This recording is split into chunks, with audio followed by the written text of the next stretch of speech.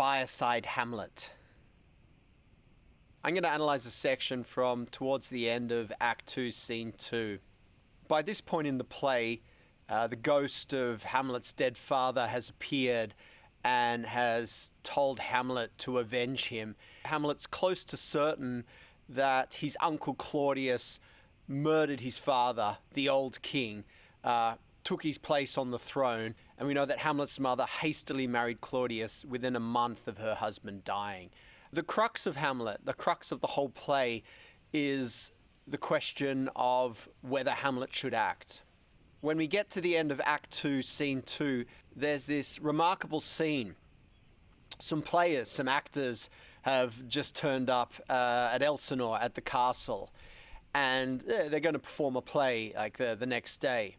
Hamlet begins this monologue, which is then taken up by one of the actors. It's a scene taken from Greek mythology where Pyrrhus, the son of Achilles, is in Ilium, Troy, and he's laying waste to the city. He's seeking old Priam, the king of Ilium. He wants to kill him.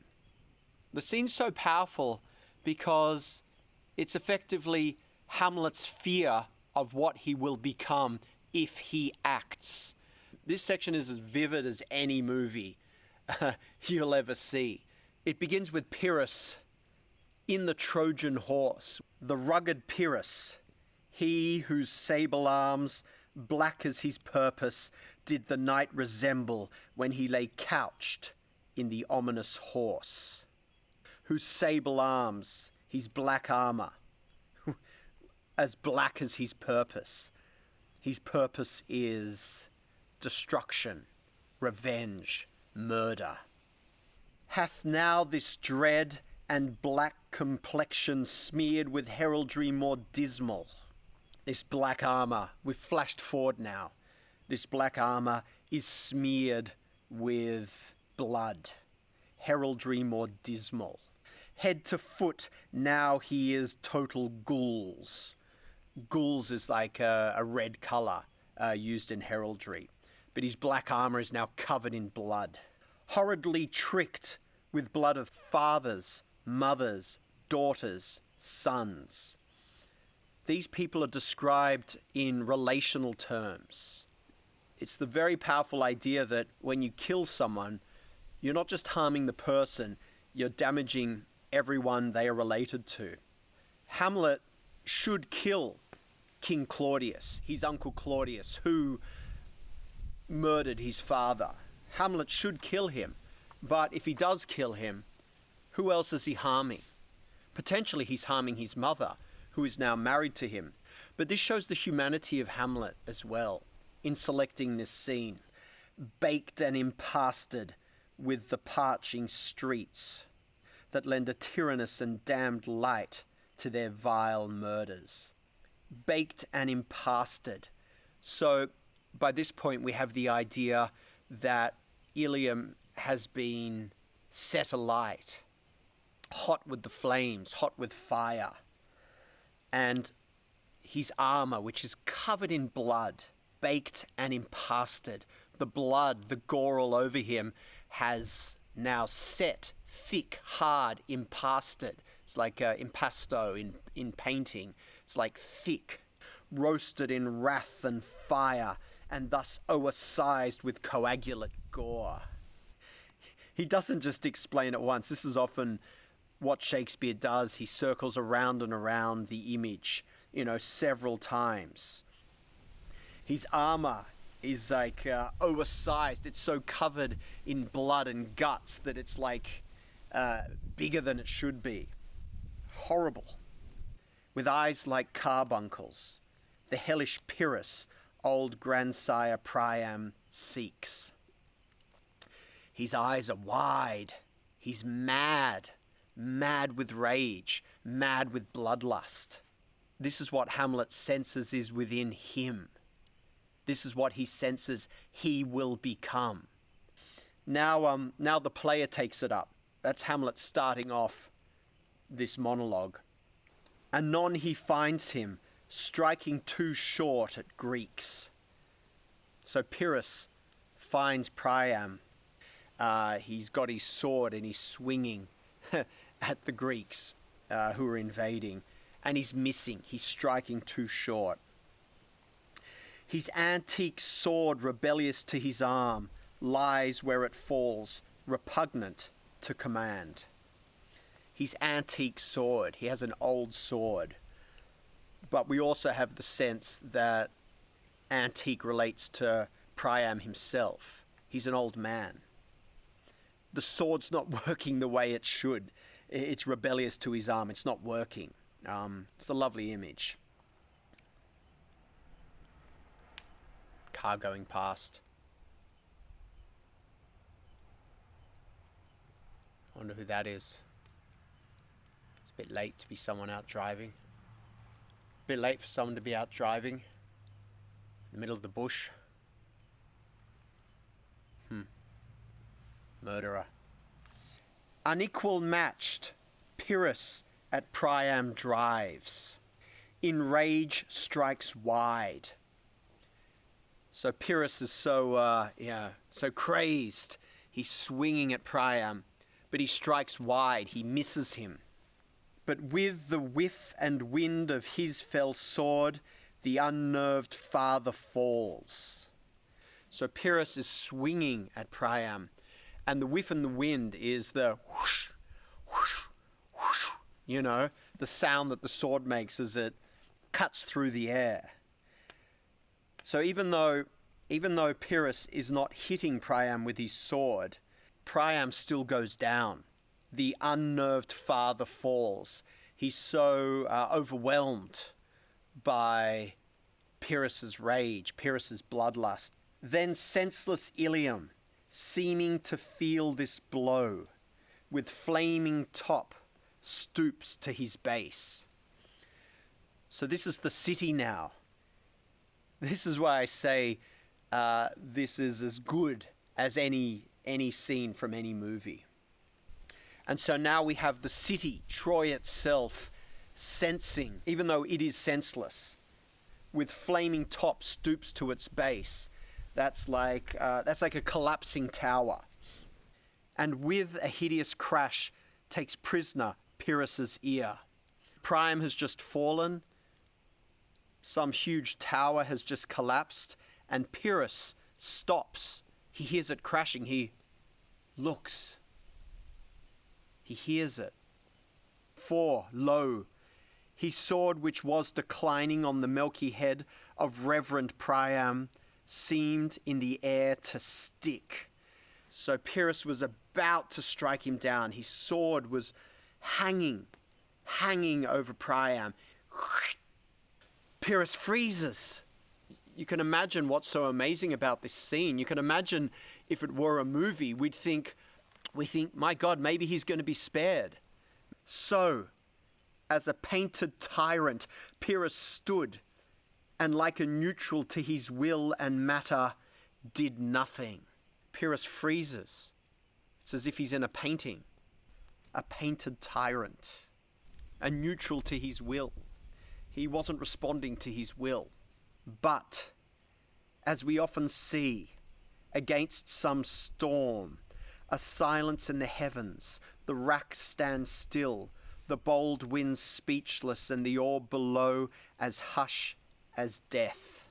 What happens sometimes in a storm is there's a pause, there's a moment between thunder, when everything stops. The orb below, earth, as hush as death. Anon, the dreadful thunder doth rend the region. So there's been a pause, but then the thunder returns.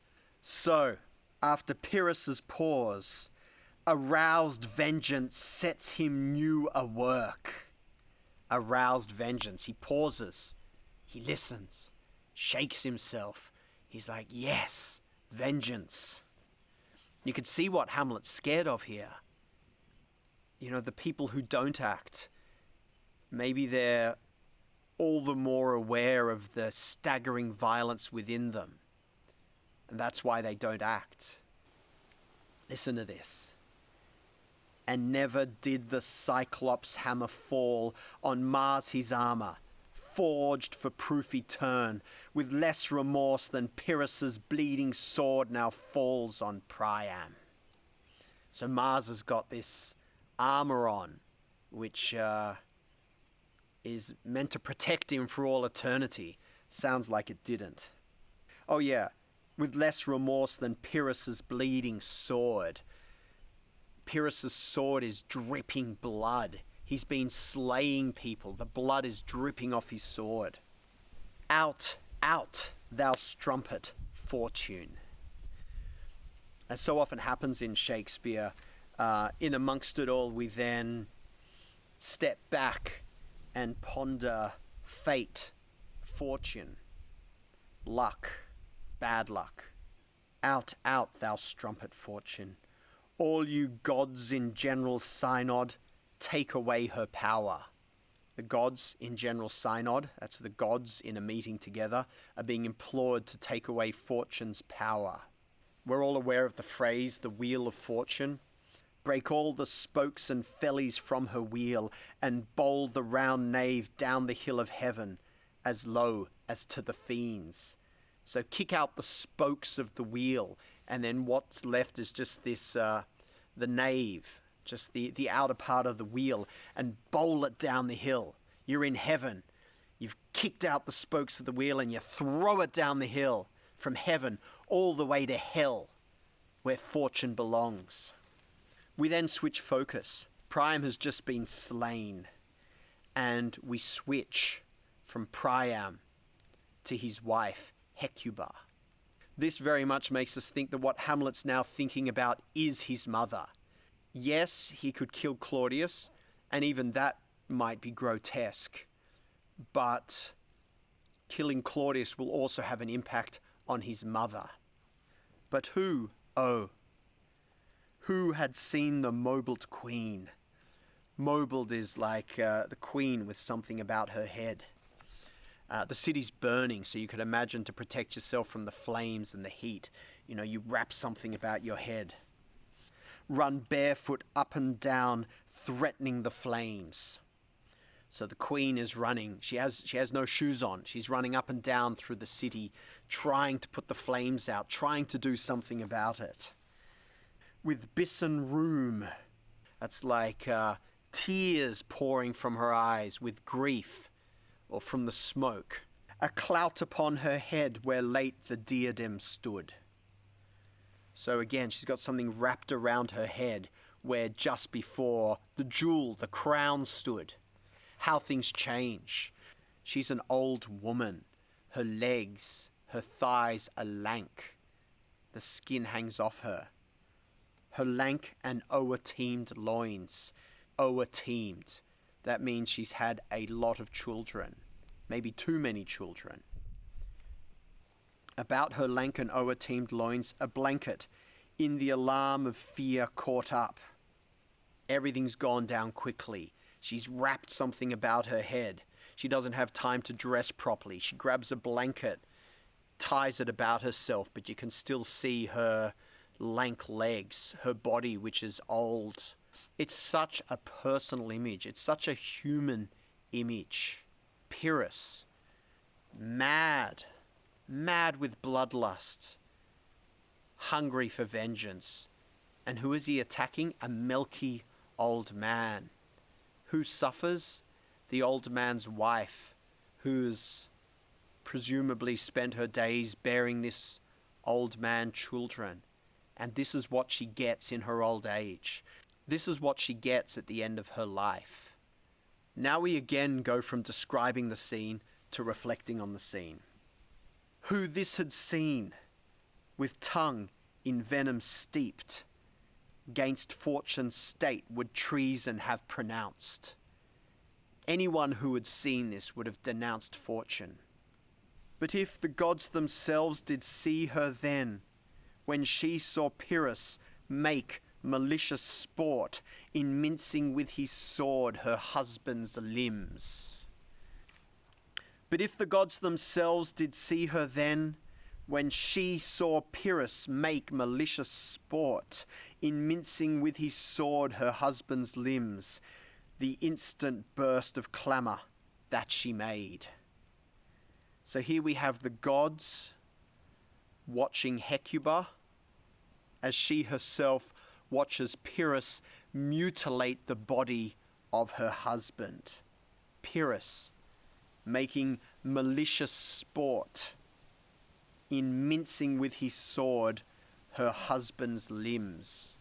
Hecuba screams out, "Unless things mortal move them not at all, would have made milch the burning eyes of heaven, and passion in the gods." If the gods had seen this, unless they're completely untouched by everything on earth, they would have wept. Hamlet has every reason to get revenge. And yet we see in this scene, we see what Hamlet fears. He's going to become a monster like Pyrrhus. And even though this play is 400 years old, it couldn't be more contemporary. This question of what happens to us when we take the law into our own hands, not legally, but what happens to us morally when we give over to vengeance.